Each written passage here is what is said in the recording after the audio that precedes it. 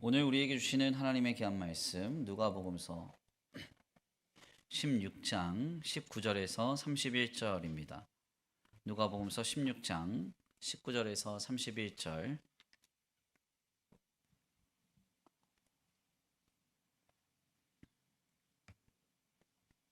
한 절씩 교독하고 마지막 절 합독하겠습니다. 한 부자가 있어 자색 옷과 고운 베옷을 입고 날마다 호화롭게 즐기더라. 그런데 나사로라 이름하는 한 거지가 한데 투성이로 그의 대문 앞에 버려진 채 그 부자의 상에서 떨어지는 것으로 배불리려 하매 심지어 개들이 와서 그 헌대를 핥더라. 이에 그 거지가 죽어 천사들에게 받들려 아브라함의 품에 들어가고 부자도 죽어 장사되매 그가 음부에서 고통 중에 눈을 들어 멀리 아브라함과 그의 품에 있는 나사로를 보고 불러 이르되 아버지 아브라함이여 나를 긍휼히 여기사 나사로를 보내어 그 손가락 끝에 물을 찍어 내 혀를 서늘하게 하소서. 내가 이 불꽃 가운데서 괴로워하나이다. 아브라함이 이르되 예 너는 살았을 때 좋은 것을 받았고 나사로는 고난을 받았으니 이것을 기억하라. 이제 그는 여기서 위로를 받고 너는 괴로움을 받느니라. 그뿐 아니라 너희와 우리 사이에 큰 구렁텅이가 놓여 있어 여기서 너희에게 건너가고자 하되 갈 수 없고 거기서 우리에게 건너올 수도 없게 하였느니라. 이르되 그러면 아버지여 구하노니 나사로를 내 아버지의 집에 보내소서. 내 형제 다섯이 있으니 그들에게 증언하게 하여 그들로 이 고통 받는 곳에 오지 않게 하소서. 아브라함이 이르되 그들에게 모세와 선지자들이 있으니 그들에게 들을지니라. 이르되 그렇지 아니하니이다. 아버지 아브라함이여 만일 죽은 자에게서 그들에게 가는 자가 있으면 회개하리이다. 함께 봉독합니다. 이르되 이르되 모세와 선지자들에게 듣지 아니하면 비록 죽은 자 가운데서 살아난 자가 있을지라도 권함을 받지 아니하리라 하였다 하시니라. 아멘. 할렐루야. 아멘. 할렐루야. 아멘. 오늘도 하나님의 예비하신 은혜가 있는 줄 믿습니다. 귀한 시간 하나님의 은혜로 새롭게 되시고 하나님의 귀한 말씀 가운데 힘을 얻고 변화받는 귀한 시간 되시길 간절히 축원합니다. 다 같이 믿음으로 선포하겠습니다. 다 잘 되고 있습니다. 하나님께서 하십니다. 시작. 다 잘 되고 있습니다. 하나님께서 하십니다. 아멘. 다시 한번 믿음으로 선포합니다. 마음을 새롭게 합시다. 강팍한 마음을 깨트립시다. 시작. 마음을 새롭게 합시다. 강팍한 마음을 새롭게 합시다. 아멘. 오늘도 하나님의 압도적인 은혜와 역사가 우리의 마음을 새롭게 하고 하나님의 은혜 가운데 많은 것을 결실하는 복된 주일 되기를 간절히 축원합니다. 오늘은 귀한 시간 귀한 말씀을 통하여서 부자와 나사로라는 제목으로 하나님의 귀한 말씀 함께 나누고자 합니다. 사람들마다 생각하고 바라보는 관점은 각기 다 다릅니다. 그래서 같은 상황과 같은 사건 속에서도 서로 간의 해석이 달라지는 것을 늘 목도하곤 하는데요. 실상 이러한 우리의 특성은 하나님께 놀랍도록 쓰임을 받고 하나님의 하나님 되심과 하나님의 선하심이 드러나는 역사로 귀결되기도 합니다. 우리의 각각의 다름을 통해서 하나님은 합력하여 선을 이루시죠. 그리고 그 속에서 도저히 하나 될 수 없는 우리를 통해 하나님의 역사와 하나님의 나라의 많은 열매들이 하나하나 맺어가면서 그 속에 하나님께서 일하고 계시는구나 우리는 깨닫게 되는 것입니다. 특별히 그 대표적인 신뢰는 마태복음, 마가복음, 누가복음, 요한복음이라고 하는 사복음서의 증언을 통해서 우리는 확인할 수가 있는데요. 마태, 마가, 누가, 요한이라고 하는 주님의 제자들은 각기 다른 개성과 특성을 가지고 같은 예수 그리스도의 공생애와 주님을 통한 놀라운 구속 사역을 우리에게 증언합니다. 특별히 예수 그리스도의 공통의 공생애의 목격자요, 공통의 증언자로서 그들의 증언들은 놀랍도록 각각의 상황과 각각의 사건을 조명하고 우리에게 증거함에 있어서 너무나도 다른 차이점을 많이 보입니다. 그래서 사복음서를 깊이 있게 읽어보면 읽어볼수록 너무나 다른 감동이 우리에게 찾아오죠. 마태복음 하나 다 읽고 나서 예수님의 공생애를 다 알았다 할 수 있어요, 없어요? 그럴 수 없습니다. 마가복음을 읽으면 또 다르고, 요한복음을 읽으면 또 다릅니다.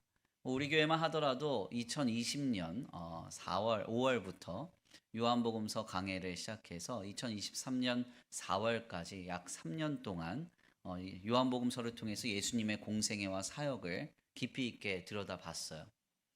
그런데 이제 누가복음서를 다시 한 2년 가까이 이렇게 나누고 있는데 어떻습니까?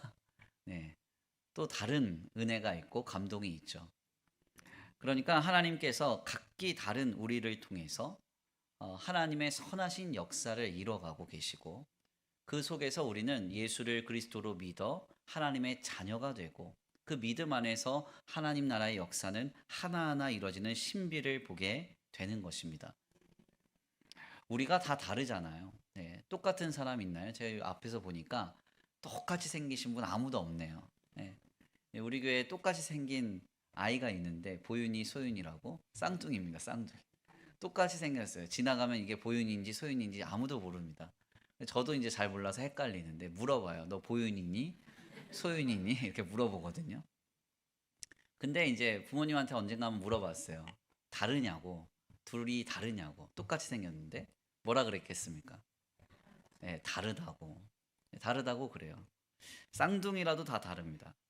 그런데 하나님의 은혜의 신비는 뭐냐면 이렇게도 다른데 우리 모두가 서로를 아름답게 여기면서 하나님 나라의 선함과 하나님 나라의 아름다움이 열매를 맺는다는 겁니다. 이것이 얼마나 큰 은혜인지 몰라요. 오늘 이 주일도 우리 서로 다른 우리 모두가 함께 모여서 하나님의 은혜에 감사해서 예배하고 있습니다. 이 예배를 통해서 각기 다른 우리가 하나님 나라의 열매를 아름답게 맺는 복된 주일로 한 사람 한 사람 들어 쓰임 받길 간절히 축원합니다.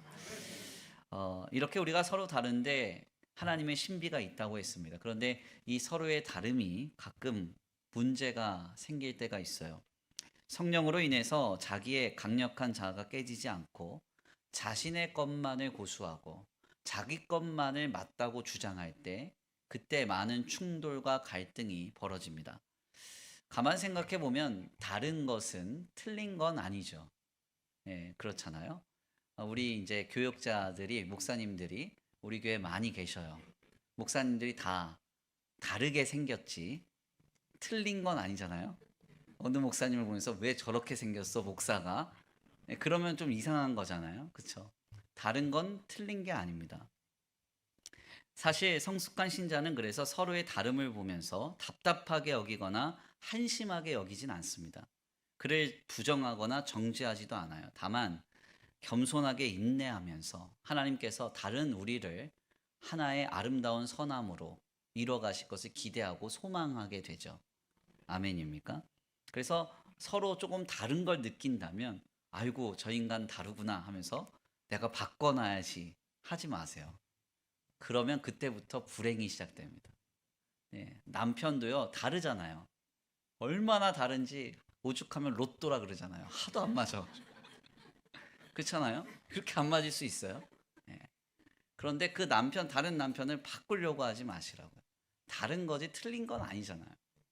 자녀도 마찬가지. 자녀도 다른 거지 틀린 게 아닙니다. 어떻게 해야 돼요? 신자라면 하나님 앞에 그 다름의 문제를 맡기고 주님 만져주시고 우리의 다름을 선함으로 인도해 주시고 아름답게 역사해 주시옵소서 인내하면서 기도하면서 선하게 바라야 하는 것입니다. 특별히 이렇게 서로의 다름에 대한 고집이 자기 감정이나 판단, 경험에 국한된 것이라면 이것은 심각한 양상으로 치닫지는 않습니다. 그런데 한 가지 조금 문제가 벌어질 때가 있어요. 그때가 언젠가냐면 하나님의 말씀에 대한 자기의 해석만을 맞다고 주장할 때 여기에서부터 큰 문제가 생깁니다. 하나님의 말씀은요, 마치 다이아몬드와 같아서 하나님의 말씀에 하나님의 감동의 빛이 비추면 아주 다양한 빛깔로 우리에게 큰 감동이 찾아오죠. 그런데 어떤 이들은 그 감동에 있어서 이 해석만 맞아, 내 것만 맞아 하는 경우가 있다는 겁니다. 이것은 굉장히 좀 심각한 문제를 많이 나타내게 되죠. 이러한 방향에서 가장 불건전한 무리들이 이단과 사이비들입니다. 이들은 강력하게 그들이 가진 사상적인 어떤 틀로 성경을 이해하게 만들죠. 그리고 자신들에게 세뇌된 익숙한 방식으로만 성경을 해석합니다. 대표적으로 그 예를 좀 들여다보면 성경의 모든 것이 비밀로 비유된 내용이라고 가르치는 신천지의 비유풀이라는 방식이 있습니다. 성경에서 증거하는 어떤 문자 혹은 어떤 증언 혹은 단어들의 어떤 비밀이 숨겨져 있고 그 비밀을 비유로서 풀어내면 성경을 잘 해석하는 거라는 거예요. 그런데 그렇게 해석하지 않으면 모든 성경의 해석은 다 잘못됐다. 이렇게 주장하는 사람들이 있습니다. 이런 분들은 성경의 가르침을 따라 두세 번 훈계한 뒤에 멀리 하시면 돼요. 아멘. 네. 또 어떤 이들은 요한계시록을 시대순으로만 해석하는 전천년설의 기초에서 세대주의적인 해석을 주장합니다. 이것만 맞다라고 말합니다. 이건 역시도 상당히 위험한 부분이에요. 성경이라는 것은 하나님의 택한 백성들이 시대와 장소와 공간을 초월해서 동시적으로 하나님이 주시는 은혜의 감동을 받아 누려야 합니다. 그렇다면 500년 전에도 1000년 전에도 오늘 우리가 읽는 이 말씀은 신자들에게 유익이 되고 도움이 되고 은혜가 되어야 하는 것이죠. 그런데 어떤 시대의 순서에 따른 비밀이 담겨져 있어서 오늘날의 시대에만 어떤 내용을 간파할 수 있다라고 한다면 그것은 노스트라다무스의 예언서처럼 성경을 보는 것이지 성경을 아름답게 보는 게 아닙니다. 각 시대마다 동일한 하나님의 은혜의 감동과 메시지가 있고 그 메시지를 모두가 동일하게 받고 있는 성경의 시각으로서 말씀을 이해해야 한다는 거예요. 그래서 시대의 어떤 순서에 따라서 하나하나 읽혀지고 보여지고 들려지고 시대 순에 따라서 뭔가 비밀이 감춰져 있다라고 해석하는 분들이 계신다면 피하는 게 상책입니다.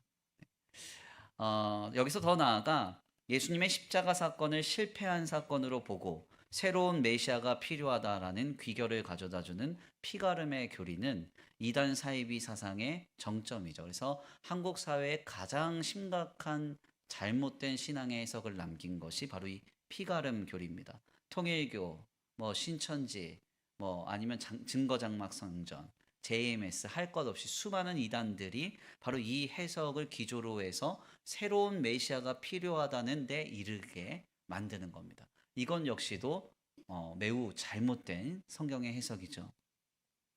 여기서 더 나아가 성경의 모든 내용을 하나님을 향하여 인간이 어떤 부분 나아가고 감당해야 한다고 하는 공로주의적인 방향에서의 성경 해석 역시도 지양하고 조심해야 하는 겁니다.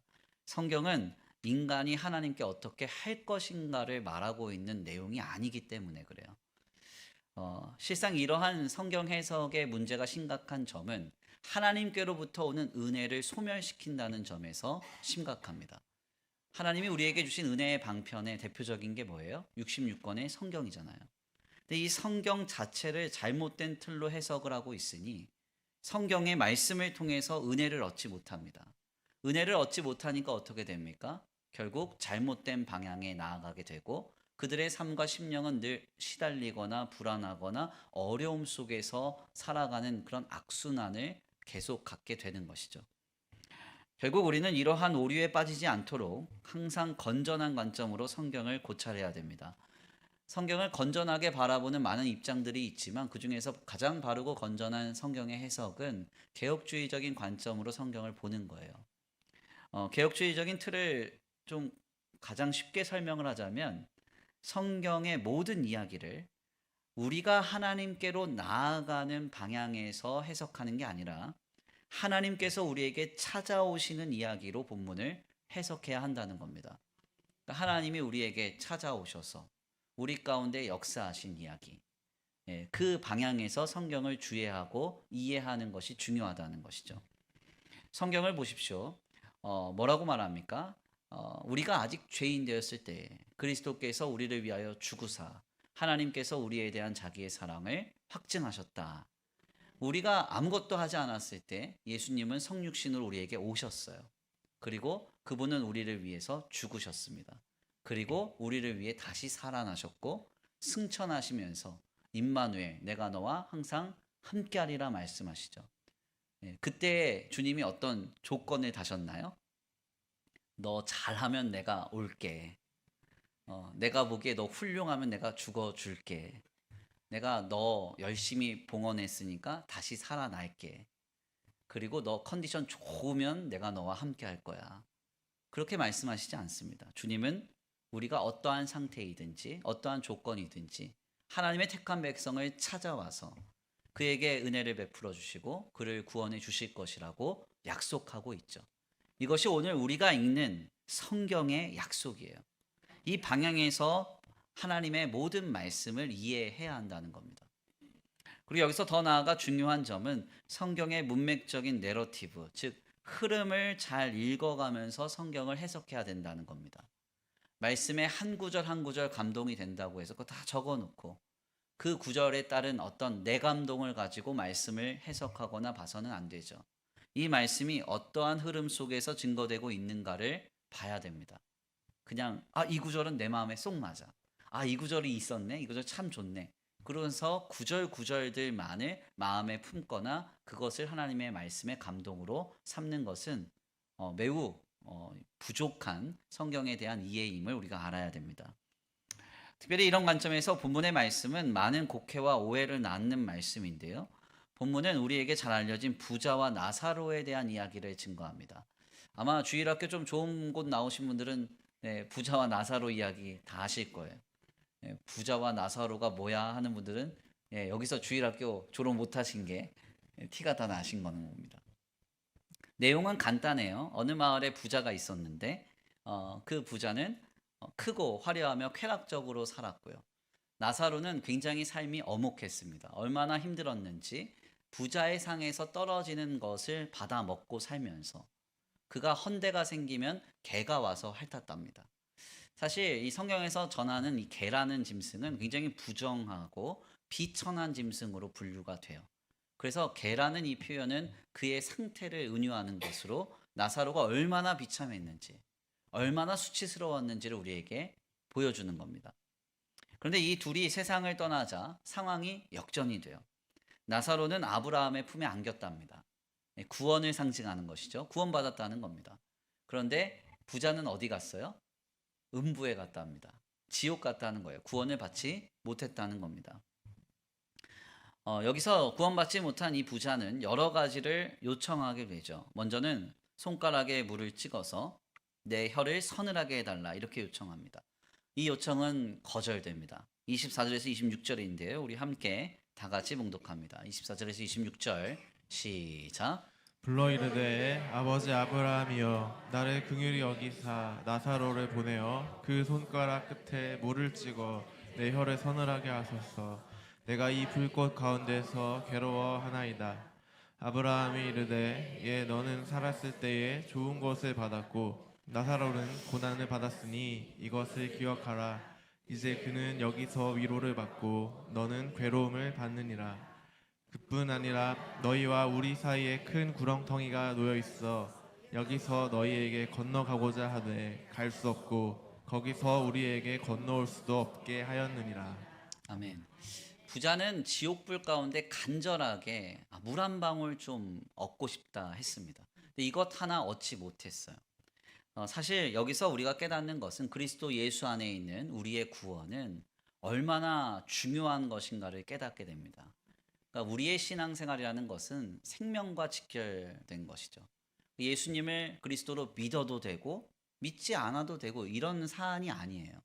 신앙생활이라는 것은 내 삶의 어떤 잠깐의 유익과 위안, 안위를 얻는 그런 어떤 도움으로서의 방편이 아니라 영원한 생명에 거하느냐, 영원한 엄혹함과 수치와 비참과 절망에 거하느냐, 이 문제임을 우리가 알아야 하는 것이죠. 그래서 신자된 우리는 영혼 구령에 대한 열정을 가지고 하루하루를 살아가야 됩니다. 그러니까 마음이 뜨거워져야 돼요. 영혼이 살아나는 일에 대해서, 생명을 살리는 일에 대해서 우리의 중심은 살아 있어야 됩니다. 사실 전교인 수련회를 준비하면서 이렇게 저렇게 노력을 많이 하고 수정된 내용도 많았는데 너무나 고무적인 건 뭐냐? 우리 안 믿는 남편 4분이 오겠다고. 벌써 이제 신청을 한 거예요. 얼마나 기대가 되는지 몰라요. 교회에서요, 뭐 새 생명 축제한다고 해서 뭐 지지고 볶고 난리를 쳐도 남편분들 모시기가 하늘의 별 따기인데 벌써 별을 4개를 땄으니 정규인수련은 뭐 이제 성공한 거예요. 우리의 마음이 뜨거워져야 됩니다. 한 번 하나님 앞에 구원받은 것은 바꿀 수 있는 일이 아니에요. 영원한 생명에 거하는 그 일, 그것보다 소중한 것은 없습니다. 또한 능부에 처한 부자의 두 번째 요청은 구원받은 나사로를 다시 자신의 형제들에게 보내서 구원받게 해달라는 것이었는데요. 이 역시도 완전히 거절됩니다. 28절에서 31절인데 함께 봉독합니다. 시작. 내 형제 5이 있으니 그들에게 증언하여 그들로 이 고통받는 곳에 오지 않게 하소서. 아브라함이 이르되 그들에게 모세와 선지자들이 있으니 그들에게 들을지니라. 이르되 그렇지 아니하니이다. 아버지 아브라함이여, 만일 죽은 자에게서 그들에게 가는 자가 있으면 회개하리이다. 이르되 모세와 선지자들에게 듣지 아니하면 비록 죽은 자 가운데서 살아나는 자가 있을지라도 권함을 받지 아니하니라 하였다 하시니라. 아멘. 부자의 간곡한 두 번째 요청이 또다시 거절됩니다. 내 사랑하는 형제들에게 죽은 나사로를 다시 살려서 보내달라. 이렇게 요청했는데 그거 안 된다는 거예요. 우리는 여기에서 다시 한번 깨닫게 되죠. 예수를 그리스도로 믿어 구원을 받는 하나님의 심판 앞에서 구원받지 못한 결과는 결코 돌이킬 수 없다는 겁니다. 한 번 받은 구원은 영원하고 한 번 영원한 죽음에 거한다는 것은 영원해요. 그래서 우리의 마음은 때때로는 다급해야 됩니다. 하나님, 물질이 다급합니다. 내 자녀가 입시 문제, 취업 문제, 시집 장가 문제 다급합니다. 그것보다 더 다급한 것은 사실 영혼을 살리는 일이에요. 이거는 심각한 겁니다. 가장 중요한 겁니다. 가장 응급한 거예요. 아멘. 우리가 오늘 본문 말씀을 통해서 이것을 좀 분명하게 확인하면서, 그런데 많은 사람들이 이 본문을 이제 해석하며 많은 해석을 우리에게 전합니다. 특별히 어떤 이는 많은 상상력을 동원하면서 고단한 환경 속에서도 신실하게 하나님을 믿은 나사로와 자신의 부유한 환경에 취해서 하나님을 믿지 않았던 부자를 대조하면서 해석합니다. 그러면서 나사로처럼 힘들고 어려워도 하나님을 신실하게 믿고 섬겨야 된다, 이런 이야기를 증거하곤 하는데, 이 해석에는 문제가 있죠. 왜 그런 거 하냐면 성경에 보면 명시적으로 나사로가 신앙생활을 잘했다는 기록이 없습니다. 그렇죠? 나사로가 주인의 상에서, 부자의 상에서 떨어지는 걸 가져다가 먼저 11조를 떼고, 그리고 그거를 먹으면서 기도하고 힘들고 어려워도 원망하지 않고 신실하게 주님을 찬양하면서 지냈다, 이런 기록이 없어요. 그렇죠? 그렇기 때문에 이 본문은 이와 같은 방향에서의 메시지를 귀결해서는 안 된다는 겁니다. 또 어떤 이는 본문 말씀에서 부자가 처한 극악하고도 비참한 지옥의 환경을 통해 비신앙을 경고하곤 합니다. 혀에 물방울 하나 닿길 원하는 그곳이 지옥이라는 거예요. 그래서 지옥불의 아주 뜨거움, 지옥의 그 비참, 그것을 설명할 때 이 본문이 인용되곤 하는 겁니다.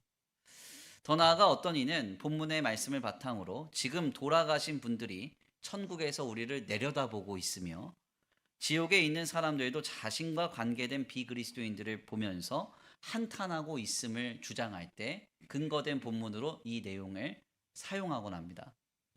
그러나 이런 해석도 우리는 좀 조심해야 돼요. 왜냐하면 우리가 본문 말씀을 자세하게 들여다보면 주님은 지옥의 비참과 엄혹함을 말씀하시기 위해 본문의 이야기를 들려주신 게 아닙니다. 그렇죠? 주님이 지옥에 관련된 이야기를 쭉 하시다가, 구원받지 못한 이야기를 쭉 하시다가 부자와 나사로의 비유를 하신 게 아니에요. 더 나아가 동시에 만약 본문을 천국과 지옥에서 일어나는 실시간 상황의 중계로서 이해를 하게 되면요, 마치 죽은 사람의 영이 구천을 떠도는 수 있는 것처럼 무속신앙의 영역이 확장됩니다. 결국 이것은 천주교의 교리 중에서 영혼의 중간 상태의 가설들처럼 천국과 지옥에 가는 구원을 받고 구원받지 못하는 영들이 어디선가 내세 속에서 활동하고 있는 것처럼 여겨지게 되는 겁니다. 그래서 우리가 본문 말씀을 이런 데 관심을 갖고 잘못 해석하지 않기 위해 전제해야 할 세 가지가 있어요. 먼저 첫 번째는 뭐냐면 본문의 말씀은 주님께서 어떤 의도를 가지고 메시지를 증거하시고자 이야기로 들려주신 비유라는 겁니다. 그러니까 이것이 실시간 어떤 일어나는 실제의 상황을 중계하는 내용이 아니라 본문의 말씀의 내용이 어떤 부분을 설명하고 주장하시기 위해서 또 말씀을 들려주시기 위해서 우리에게 전해준 내용이라는 것, 이야기라는 겁니다. 네. 제가 언젠가 한번 들려드린 얘기인데 어떤 성도가요 주님을 부인하다가 느닷없이 감동을 받아서 교회당에 왔어요. 그리고 말씀을 들었는데 감동을 크게 받은 겁니다. 그래서 신앙생활을 해야 되겠다. 네, 말씀이 좋았나 봐요. 우리 교회처럼. 뭐 아멘도 안 하시고 뭐 괜찮습니다. 근데 아무튼 이분이 그래서 신앙생활을 잘해야 되겠다 해서 등록을 했는데 등록한 그 사람을 가만히 보고 있던 어떤 장로님이 다가와서 뭐 하는 분이냐고 묻기 시작합니다. 그래서 나는 이런저런 일을 한다고 그렇게 말을 했어요. 그랬더니 그 장로님이 막 기뻐하시면서 같은 동종업계 사람이라고 그러면서 나랑 같이 동업을 하자는 거예요. 그래서 이 성도가 열심히 물건을 만들어서 장로님한테 주면 장로님이 그걸 열심히 팔았습니다. 팔고 나면 어떻게 해야 돼요? 납품한 가격을 줘야죠. 근데 이 장로님이 안 주는 거예요. 달라고 해도 안 줘. 안 줘. 그래서 결국 이 성도가 파산을 했습니다. 예. 그러다가 이제 생각이 들어간 거죠. 교회는 다닐 때가 아니구나. 이런 게 교회라면, 이런 게 장로라면 난 교회 안 다니겠다. 하고선 교회를 떠났어요. 그리고 평생 살다가 신앙 없이 살다가 돌아가셨습니다. 그리고선 주님 앞에 섰어요. 주님 앞에 서서 이야기를 하기 시작했죠. 내가 왜 예수를 안 믿었느냐? 내가 왜 교회를 안 다녔느냐? 신앙생활 안 했느냐? 교회를 갔더니 이상한 인간들이 많더라. 그러면서 막 얘기를 하기 시작한 겁니다. 그 이야기를 한참 들은 우리 하나님이 눈물을 흘리면서 너 참 안타깝다. 너 얼마나 힘들었니? 그러면 저기 지옥 가가지고 먼저 지옥 간 장로한테 따져라. 그랬다는 거예요. 이 이야기의 핵심은 신앙생활은 사람을 보고 하는 게 아니라는 겁니다. 예수를 그리스도로 믿어 나를 하나님의 자녀 삼으신 주님 바라보면서 해야죠. 네. 제가 이 이야기 들려드렸는데 이 이야기에서 사실이 있을까요? 사실? 네. 죄송하지만 사실은 없습니다. 저도 어디서 들은 얘기입니다. 실제로 일어난 일은 아니지만 일어날 법한 개연성이 있는 이야기죠. 네. 우리 모두가 결국 주님 앞에 설 날이 있습니다. 그렇죠? 그 날에 구원을 받는 유일한 기준은 예수 그리스도를 통해 나를 자녀 삼으신 하나님을 믿는 믿음이에요. 아멘. 동시에 그렇기 때문에 우리가 신앙생활을 한다는 것은 사람 보고 하는 게 아니라 형편에 따라 하는 게 아니라 주님 바라보고 하는 겁니다. 바로 이 메시지를 증거하려고 이 이야기 들려드린 거죠. 예수님께서 말씀하신 부자와 나사로의 이야기는 어떻습니까? 부자와 나사로의 이야기도 실제로 일어나고 있는 실황의 중계가 아닙니다. 주님이 말씀하시고자 하는 어떤 의도를 담은 비유의 이야기라는 거예요. 그러므로 이 내용을 마치 실제적 사건으로 오해를 하면서 주님이 말씀하시고자 하는 의도를 떠나 다른 데 관심을 갖고 그것이 중요한 것인 양 주창해서는 안 됩니다. 그렇게 말씀을 오용하거나 남용해서는 안 된다는 거예요. 그래서 두 번째로 우리가 여기서 주목해야 할 전제는 본문의 이 이야기는 분명한 대상이 있다는 겁니다. 어떤 대상에게 이 이야기 들려주시려고 주님이 말씀을 하시기 시작한 거예요. 그 대상이 누구냐? 14절 말씀에서 확인이 됩니다. 함께 봉독합니다. 14절 말씀 시작. 바리새인들은 돈을 좋아하는 자들이라 이 모든 것을 듣고 비웃거늘. 아멘. 누가복음서 16장 서두를 보면은 예수님께서 불의한 청지기의 비유를 들려주시죠. 이 비유를 통해서 많은 사람들이 감동을 받고 은혜를 받았을 텐데 그 현장에서 예수님의 말씀을 비웃는 사람들이 있었습니다. 그들이 누구냐? 바로 돈을 사랑하는 바리새인들이었다는 거예요. 바로 이 사람들에게 들으라고 주님은 부자와 나사로의 이야기를 들려주고 계십니다. 그래서 여기서 마지막으로 중요한 점은 이 부자와 나사로의 비유 해석에 있어서 해석의 주류는 나사로가 아니라 부자가 돼야 된다는 거예요. 나사로에게 관심을 갖고 나사로가 하는 일이나 나사로의 어떤 상태, 어떤 그 나사로가 구원을 받아서 아브라함에게 안겨 있는 그 내세의 세계 이런 데 관심 가질 게 아니라 부자로서 주님이 부자에게 무엇을 말씀하고 계시는가를 우리가 확인해야 한다는 것이죠. 주님은 돈을 사랑하는 바리새인, 스스로 옳다 여기는 바리새인, 당시에 사회적으로 많은 것을 이루고 많은 소유를 이미 가지고 있었던, 그래서 주님의 말씀조차 비웃으면서 코웃음 치던 그 바리새인들을 향해서 주님이 이 비유를 전하고 계십니다. 그래서 이 바리새인에게 투영되는 비유의 인물이 누군가 하냐면 부자예요, 부자. 네. 그래서 우리는 부자와 나사로의 비유에서 부자에게 주목하면서 본문을 이해해야 됩니다. 앞서 나눠드린 제가 이 세 가지의 전제를 틀로 잡아서 이 부자와 나사로의 비유를 읽어보면 우리가 여기에서 주님이 하시고자 하는 메시지를 듣게 되죠. 주님이 지금 우리에게 무엇을 도전하고 계실까요? 네. 지금 주님이 우리에게 말씀하신 메시지 간단합니다. 귀 있는 자는 주의 말씀을 지금 들으라. 아멘입니까? 귀 있는 자는 주의 말씀을 지금 들으라는 거예요. 부자와 나사로의 비유에서 부자가 오게 된 음부에 가지 않고 구원을 받을 수 있는 유일한 방법이 우리에게 증거가 됩니다. 27절에서 29절인데요. 우리 함께 다 같이 봉독합니다. 27절에서 29절 시작. 이르되 그러면 아버지여 구하노니 나사로를 내 아버지의 집에 보내소서. 내 형제 5이 있으니 그들에게 증언하게 하여 그들로 이 고통받는 곳에 오지 않게 하소서. 아브라함이 이르되 그들에게 모세와 선지자들이 있으니 그들에게 들을지니라. 아멘.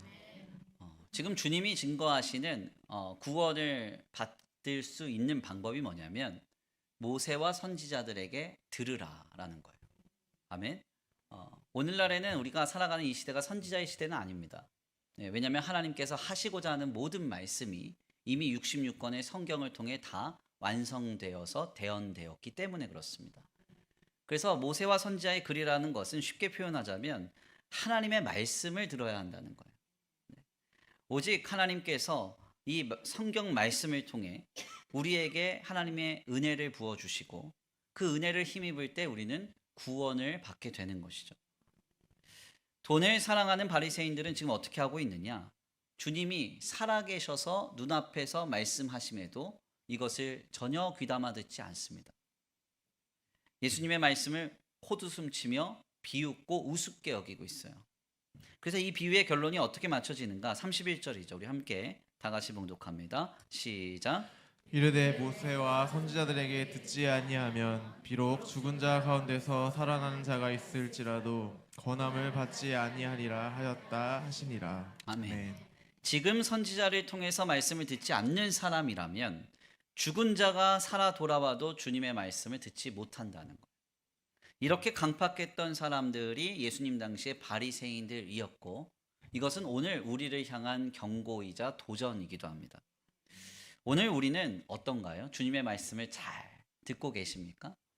66권의 말씀이 내게 늘 들려져서 가정에서나 직장에서나 생업에서나 어떤 상황과 조건과 형편 속에서 무엇을 결정하고 판단하며 무엇을 감당할 때 가장 나를 앞서 내 발의 길이 되고 내 길의 빛이 되는 말씀으로 내가 인도받고 있는가? 가만 한번 생각해 봐야 됩니다. 말씀을 잘 듣느냐 듣지 않느냐, 말씀이 잘 들려지느냐 들려지지 않느냐 하는 것은요, 평안하고 아무 일 없을 때는 확인이 안 됩니다. 언제 확인이 되는 줄 아세요? 내가 사랑하는 것과 하나님의 말씀의 방향이 충돌할 때, 갈등될 때, 그때 내가 진짜 말씀을 듣는 사람이냐 아니냐가 확인이 되는 거예요. 네. 때때로 주님의 말씀은 나로 내가 주장하는 그것을 내려놓게 만들거든요.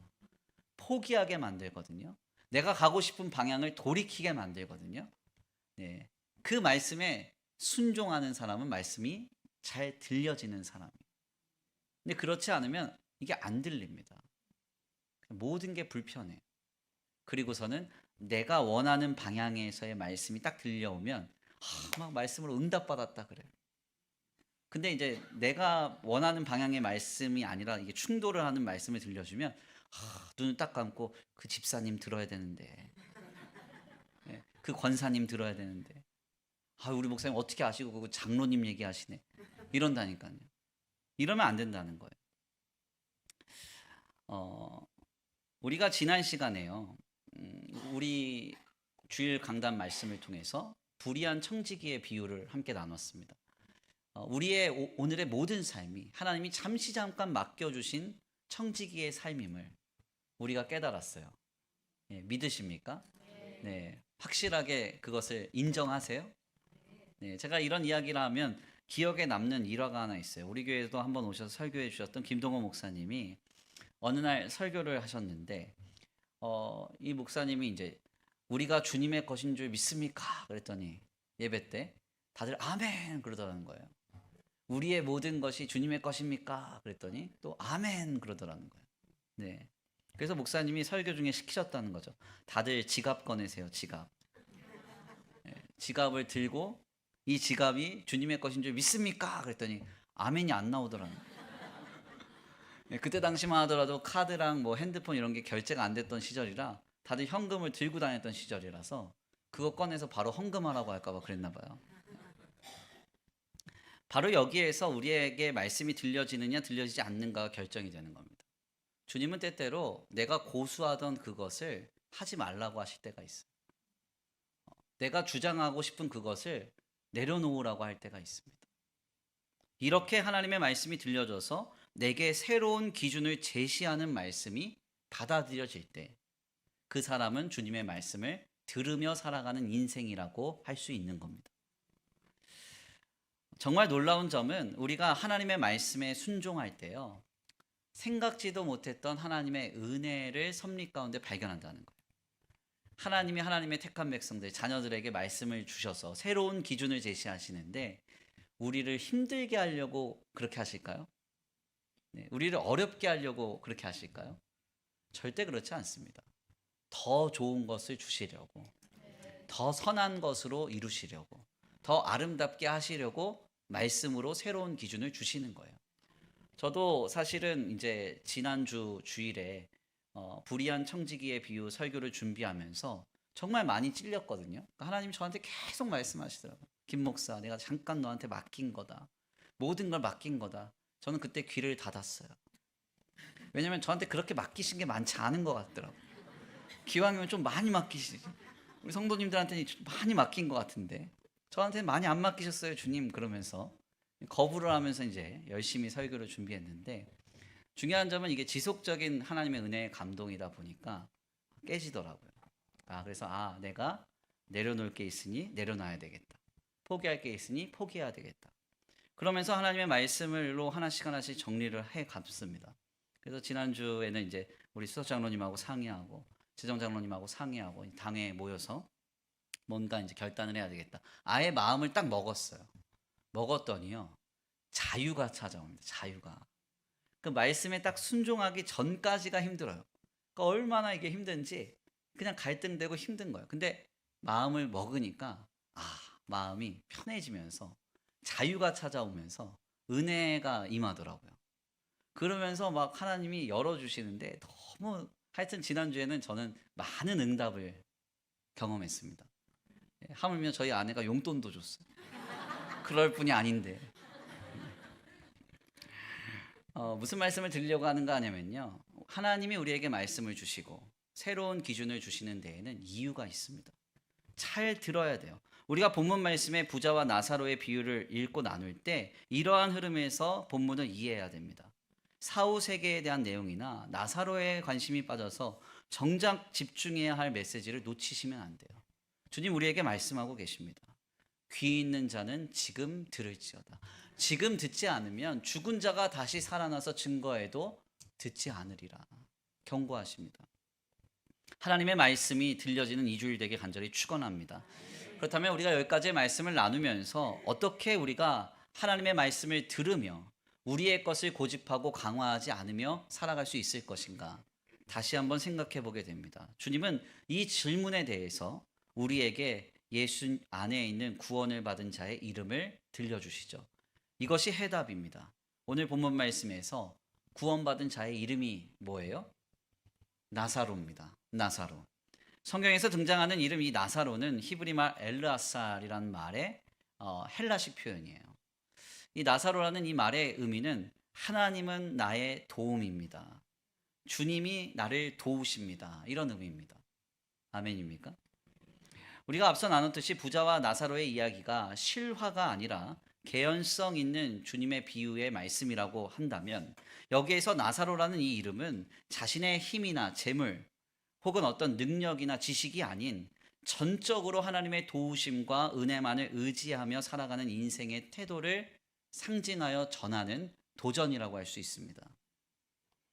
어떻게 우리가 우리 안에서 우리의 것을 내려놓고 깨트리며 하나님의 말씀을 듣고 새로운 기준으로 늘 날마다 새롭게 살아갈 수 있을 것인가?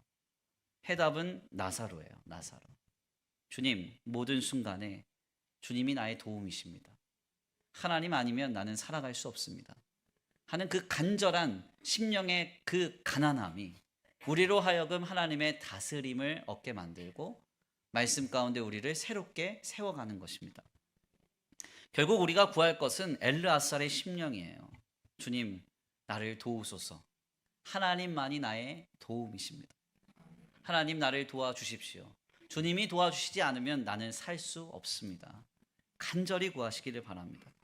삶에 있어서 인식하는 요소들이 많이 있는데 이것의 민감성을 가지고 센시티비티, 감도 이렇게 표현하는데 사람마다 예민한 감도가 각기 가치가 좀 달라요. 어떤 이들은 외모, 그래서 너든 나든 하여튼 외모에 집중하는 분들은 외모에 상당히 예민하죠. 물질, 물질에 예민한 분들이 있습니다. 자녀에 예민한 분들이 있고, 또 남편에 예민한 분들도 있어요. 배우자에게 예민한 분도 있습니다. 그런데 신자된 우리는 말씀의 감도가 높으셔야 됩니다. 하나님의 말씀이 내게 들려지고 있는가? 그 말씀이 오늘도 나로 새로운 주님을 향한 방향을 갱신하게 하고 있는가? 내 삶의 많은 가치들의 설정을 말씀이 하고 있는가? 여기에 대한 감도가 높아지셔야 됩니다. 저는 오늘 이 주일에 우리 모두가 하나님 앞에 나사로가 되길 간절히 축원합니다. 주님, 나를 도우소서. 주님 없으면 나는 안 됩니다. 하나님만이 나의 도움입니다 하는 간절한 심령을 가지고 주님 앞에 나아갈 때 하나님의 말씀이 들려지리라 믿습니다. 귀한 말씀을 정리하겠습니다. 오늘 본문 말씀은 우리에게 너무나도 잘 알려진 이야기를 전합니다.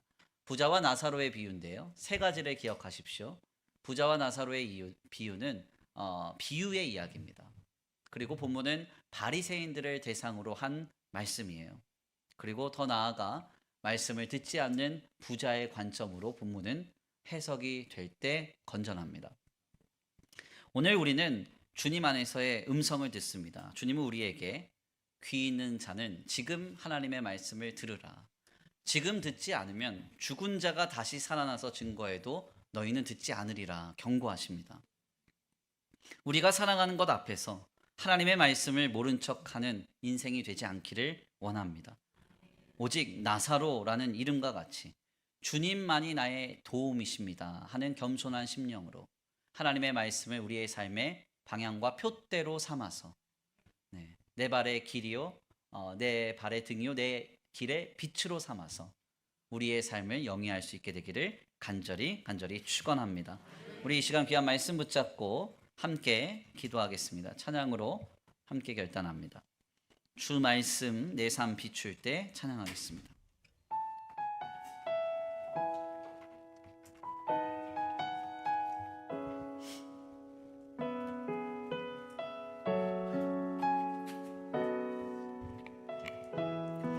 주 말씀 내 삶 비출 때, 주 말씀 내 삶 비출 때 감사하게 하소서, 감사하게 하소서. 아멘. 내게 주신 말씀, 그 말씀을 따라 살아가게 하소서. 하소서. 주 말씀 내 삶 비출 때, 주 말씀 내 삶 비출 때 겸손하게 하소서. 겸손하게 하소서. 아멘. 내게 주신 말씀 나의 삶 되어 주를 닮게 하소서. 주의 말씀은 내 발의 등이요 내 길의 빛이 되시니 그 말씀 따라 한 걸음 또 한 걸음 살아가게 다시 한번 고백합니다. 주 말씀 내 삶 비출 때, 주 말씀 내 삶 비출 때. 아멘. 감사하게 하소서. 내게 주신 말씀, 내게 주신 말씀, 그 말씀을 따라 살아가게 하소서. 주 말씀 내 삶 비출 때, 주 말씀 내 삶 비출 때 겸손하게 하소서. 겸손하게 하소서. 겸손하게 하소서. 아멘. 아멘. 내게 주신 말씀 나의 삶 되어 주를 닮게 하소서. 주의 말씀은 내 발의 등이요 내 길의 빛이 되시니 그 말씀 따라 한 걸음 또 한 걸음 살아가게 주의 말씀은 내 발의 등이요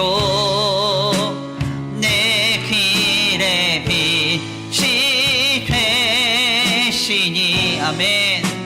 그 말씀 따라 한 걸음 또 한 걸음 살아가게 주의 말씀은 내 발의 등이요 주의 말씀은 내 발의 등이요 내 길의 빛이 되시니 그 말씀 따라 한 걸음 또 한 걸음 살아가게.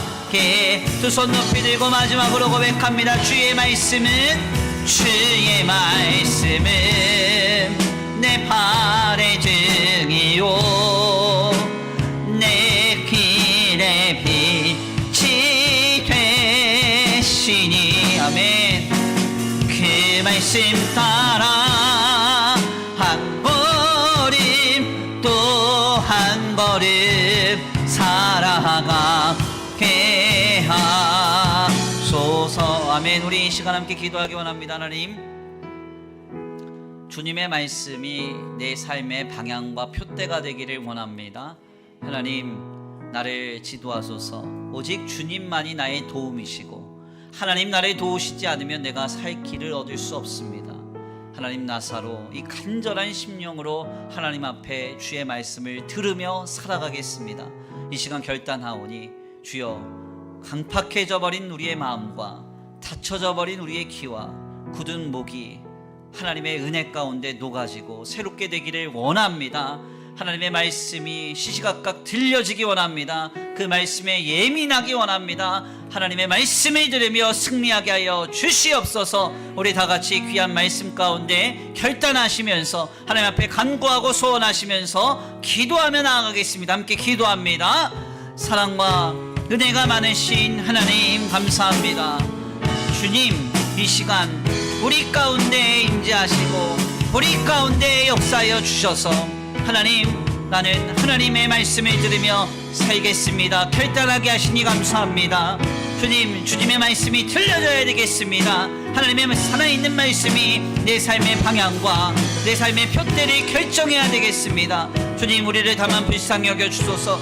주여, 우리를 다만 긍휼히 여겨 주시옵소서. 하나님의 말씀이 살아있고 운동력 있어 우리의 심령과 골수를 찔러 쪼개게 하시고 우리를 변화시키며 우리를 새롭게 하는 은혜의 말씀으로 효력 있게 우리 가운데 역동할 수 있도록 주님, 나를 도우소서.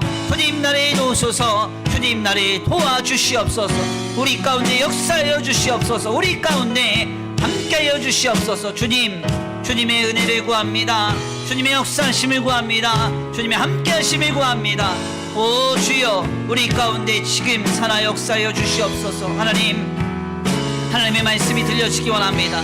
강팍해져 버린 우리의 마음을 녹여주시고 닫혀져 버린 귀를 열어주시고 굳은 목을 깨트려 주셔서 하나님, 겸손한 심령이 가난하여 주님 없으면 안 됩니다. 주님만이 나의 힘입니다. 나사로 하나님만이 나의 도움이십니다. 고백하며 살아가는 그런 인생이 되어 하나님의 말씀 붙잡고 살아가게 하여 주시옵소서. 주님 도우실 줄 믿습니다. 주님 함께 하실 줄 믿습니다. 하나님 역사하실 줄 믿습니다. 하나님의 말씀이 시시각각 들려지게 하시고 우리의 가정과 우리의 직장과 생업, 우리의 삶의 자리 곳곳에 하나님의 말씀이 들려지게 하소서.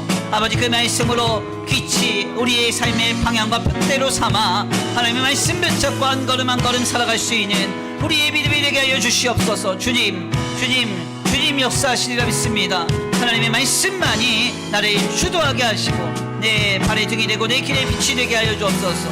주의 말씀은 내 발의 등이요 내 길의 빛이 되시니 그 말씀 따라 한 걸음 또 한 걸음 살아가게 하소서.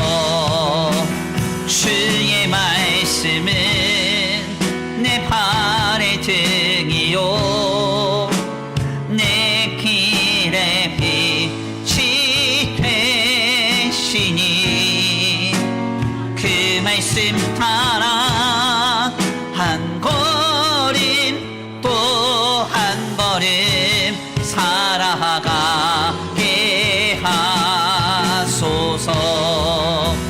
주의 말씀은 내 발의 등이요 내 길의 빛이 되시니 그 말씀 따라 한 걸음 또 한 걸음 살아가게 하소서.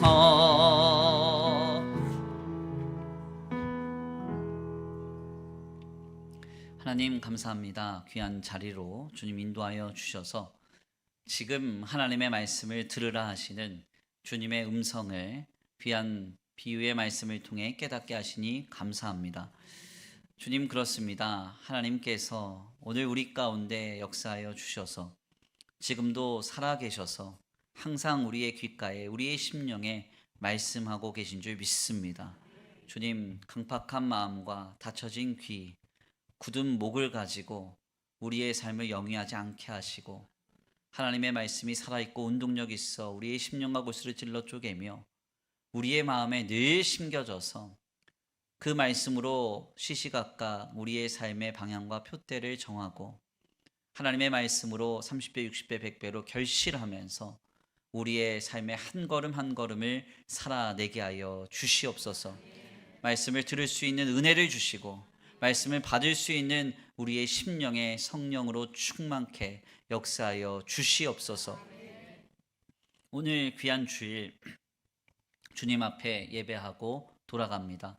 돌아가는 발걸음 안전히 거하게 하시고 한 걸음 한 걸음 주님께서 주관하셔서 특별히 우리에게 사라지는 한 주의 삶이 하나님의 말씀이 우리를 앞서 주도하고 내 발에 등이 되고 내 길에 빛이 되어서 하나님의 말씀이 앞서 행하는 복된 한 주간이 되게 하여 주시옵소서.